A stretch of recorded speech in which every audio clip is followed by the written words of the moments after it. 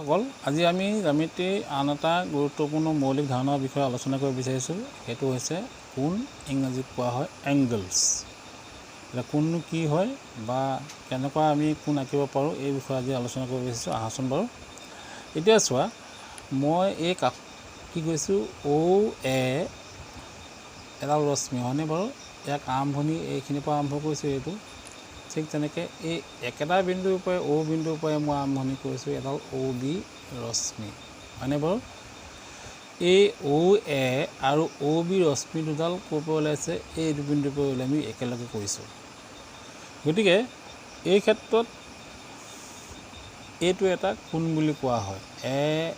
B বা এ এটা কোণ বুলি কোৱা হয়। গতিকে মই কথাখিনি লিখিছোঁ ইয়াত চোৱা তোমালোকে, যে কাষৰ চিত্ৰত এ আৰু বি ৰশ্মি দুটাই আদি বিন্দু একেটাই, এইটো আদি বিন্দু হয়নে বাৰু। আদি বিন্দু একেটাই, আদি বিন্দু ৰশ্মি দুটাই এটা কোণ উৎপন্ন কৰিছে আৰু ইয়াক এই চিনটোৰ দ্বাৰা এনেকৈ এটা চিন দি পেলাই আমি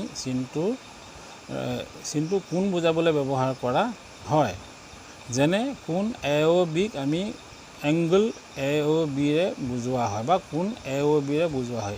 এই কোণটো বিটোক আমি কি লিখা হয়, এইটো এংগল বিৰে বুজোৱা হয়। এতিয়া আমি কি পালোঁ, যে দুটা ৰশ্মিৰ আদি বিন্দু একেটাই হ'লে সেই আদি বিন্দুটোৰ ৰশ্মি দুটাই এটা কোণ উৎপন্ন কৰে। গতিকে এই দুটা ৰশ্মি এ ৰশ্মি আৰু এই বি ৰশ্মিডালৰ আদি বিন্দু একেটাই, তেতিয়াহ'লে সিহঁতে কি কৰে, এইখিনিত এটা কোণ এটা উৎপন্ন কৰে। আদি বিন্দুটোক কোণটোৰ শীৰ্ষবিন্দু আৰু ৰশ্মি দুটাক কোণটোৰ বাহু বোলা হয়। এইটোক কোৱা হয়, এইটো শীৰ্ষবিন্দু বুলি কোৱা হয়। এইটো শীৰ্ষবিন্দু আৰু এইকেইটাক কোৱা হয় বাহু। এইটো বাহু হয়নে বাৰু। গতিকে কি কৈছোঁ, যে দুটা ৰশ্মি আদি বিন্দু একেটাই হ'লে সেই আদি বিন্দুটোক ৰশ্মি দুটাই এটা কোণ উৎপন্ন কৰে। আদি বিন্দুটোক আদি বিন্দুটোক কোণটোৰ শীৰ্ষবিন্দু আৰু ৰশ্মি দুটাক কোণটোৰ বাহু বোলা হয়। গতিকে এংগুল বি টো হ'ল শীৰ্ষবিন্দু আৰু এ ৰশ্মি আৰু বি ৰশ্মি হ'ল কোণ বিৰ বাহু হয়নে বাৰু। গতিকে মই ভাবোঁ কথাখিনি তোমালোকে ইমান টান পোৱা নাই বুজিবলৈ। ইয়াৰ পিছত আৰু এটা কথা আমি চাওঁ, যে কোণৰ অন্তৰ্ভাগ আৰু বহিৰ্ভাগ, এইটা আমি বস্তুটো বুজি লওঁ, কোনটোনো আমাৰ অন্তৰ্ভাগ বা কোনটোনো বহিৰ্ভাগ বুলি কোৱা হয়। এতিয়া চোৱা, মই এই কোণটোকে ইয়াত আঁকিছোঁ,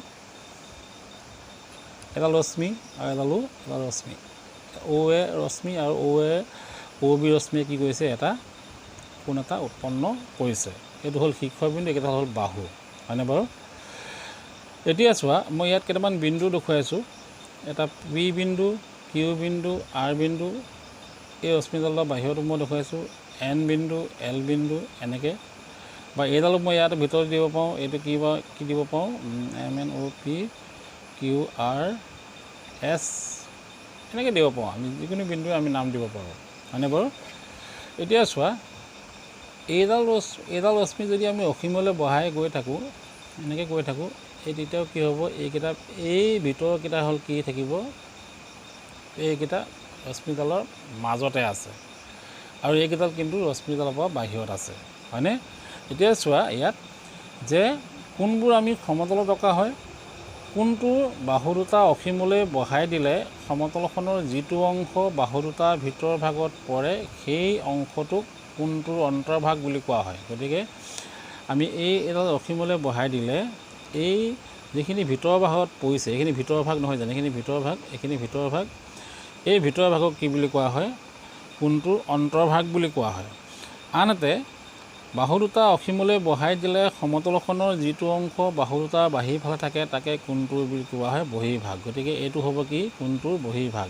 এইখিনি হ'ল কোণটোৰ বহিৰ্ভাগ আৰু এইখিনি হ'ব কি, এইখিনি হ'ব কোণটোৰ অন্তৰ্ভাগ হয়নে বাৰু, বুজি পাইছানে।